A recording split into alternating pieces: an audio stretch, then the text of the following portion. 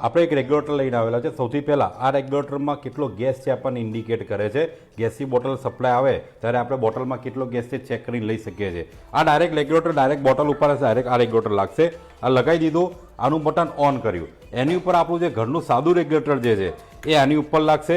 એનું button on કર્યું, ચાલુ કર્યા પછી જ્યાં સુધી આપણે મીટરને 2 વખત દબાવીશું નહીં ત્યાં સુધી ગેસ સપ્લાય નહીં થાય। અત્યારે કાંટો નીચે રેડ કલરમાં છે, આપણે એને 2 વખત પ્રેસ કરીએ એટલે કાંટો ઉપર આવી જશે, બોટલમાં કેટલો ગેસ છે બતાવે છે અને આ રીતે આપણા ઘરે રસોઈ બનાવવા માટે આપણે ગેસનો ઉપયોગ કરીએ છીએ। આ રેગ્યુલેટર કામ શું કરે છે? કોઈ પણ જગ્યાએ ગેસ લીક થાય સગડીથી લઈ અને બોટલ સુધી તે ઓટોમેટિક ગેસ સપ્લાય બંધ કરે છે। આપણે આની અંદર ચેક કરીએ। સૌથી પહેલાં આપણે અહીંયાથી પાઇપને કાપી નાખીએ તો એ કેસમાં રેગ્યુલેટર કઈ રીતે કામ કરે છે એ આપણે જોઈએ। જેવો પાઇપ કપાયો એટલે રેગ્યુલેટરને ખ્યાલ છે કે આગળ કોઈક જગ્યાએ ગેસ લીક થઈ ગયો છે, બોટલમાંથી ઓટોમેટિક ગેસ સપ્લાય બંધ કરી દીધો, ત્યાં આગળ કાંટો ઓટોમેટિક નીચે આવી જશે। બીજું આ રેગ્યુલેટર એનઆરવી છે, એનઆરવીના કારણે શું થાય કે કોઈ પણ જગ્યાએ આગ લાગશે તો ક્યારે બેકફાયર નહીં